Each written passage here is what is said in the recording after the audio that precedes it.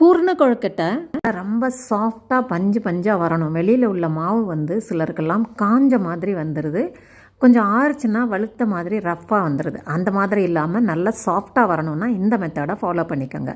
ஒரு உலக்கு மாவை எடுத்திருக்கேன், வறுத்த இடியப்ப மாவு. அதுக்கு தேவையான அளவு உப்பு, ஒரே ஒரு டேபிள் ஸ்பூன் அளவுக்கு நெய் அல்லது சமையல் எண்ணெய் சேர்த்து கலந்துருங்க. நல்லா கலந்துட்டு நல்லா கொதிக்கிற தண்ணியை கொஞ்சம் கொஞ்சமாக சேர்த்து நல்லா சாஃப்டாக பிசைஞ்சுக்கோங்க. நான் இப்போ கெட்டிலில் நல்லா கொதிக்கிற தண்ணி சேர்க்குறேன். பாருங்கள், நல்லா ஆவி பறக்குது. இந்தளவு கொதிக்கிற தண்ணியை சேர்த்து மெதுவாக கிளறி விடுங்க. தேவையான அளவு தண்ணி சேர்த்து மெதுவாக கிளறுங்க.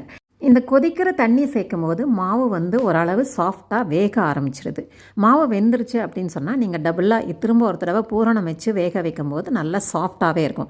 நம்ம சேர்த்துருக்க உப்பு, எண்ணெய் அல்லது நெய் சேர்த்துருக்கோம் இல்லையா, இது வந்து மாவை வறண்டு போக விடாமல் நல்லா சாஃப்டாக இருக்கிறதுக்கு ஹெல்ப் பண்ணும். அந்த உப்பு வந்து சுவையாக இருக்கும். உப்பு அதிகமாக சேர்க்காமல் மைல்டாக சேர்த்துக்கோங்க. நம்ம இனிப்பு பூரணம் செய்யும்போது வெள்ளையில் உள்ள மாவில் உப்பு ஜாஸ்தி இருந்ததுன்னா நல்லா இருக்காது.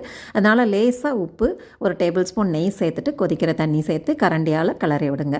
ஓரளவு தண்ணி போதும் அப்படின்னு தோணும்போது கை வச்சு நல்லா சேர்ந்த மாதிரி பிசைஞ்சு உருட்டி விடுங்க. இப்போ நான் கரண்டியிலே தான் தண்ணி சேர்த்துருக்கேன். கொஞ்சம் ஆறுச்சுன்னா மாவு கொஞ்சம் கெட்டியாகும். அதனால் கொஞ்சம் லைட்டாக தண்ணியாக இருக்குது அப்படின்னு கவலைப்பட வேண்டாம். ஆறும்போது மாவு இறுகி வந்துடும். இப்போ நல்லா ஒன்றா சேர்த்து பிசைஞ்சு வச்சுருங்க. நல்லா ஸ்மூத்தாக பிசைஞ்சு வச்சுருங்க, ஆறட்டும். கொஞ்சம் ஆறுனதுக்கு அப்புறமா அதை எடுத்து உருண்டைகளாக உருட்டிக்கலாம். இந்த கொழுக்கட்டை மாவு இந்த மாதிரி செய்யும்போது உங்களுக்கு நல்ல சாஃப்டாக இருக்கும், காஞ்சும் போகாது. நீங்கள் அடுத்த நாள் சாப்பிட்டா கூட நல்ல பஞ்சாக சூப்பராக இருக்கும். இப்போ இதை மூடி வச்சுட்டு ஒரு 10 நிமிஷம் கழித்து எடுத்து சின்ன உருண்டைகளாக உருட்டிக்கோங்க. ஒரு சின்ன எலுமிச்சம்பழம் அளவுக்கு உருட்டிக்கோங்க. நீங்கள் உருட்டுற மாவுனுடைய அளவை விட பூர்ணத்தினுடைய அளவு சின்னதாக இருக்க மாதிரி ரெண்டையும் உருண்டைகளாக பிடிச்சி வச்சுக்கோங்க. நான் இப்போ ஒரு எலுமிச்சம்பழம் அளவுக்கு எல்லா மாவையும் உருண்டையாக உருட்டி வச்சுருக்கேன்.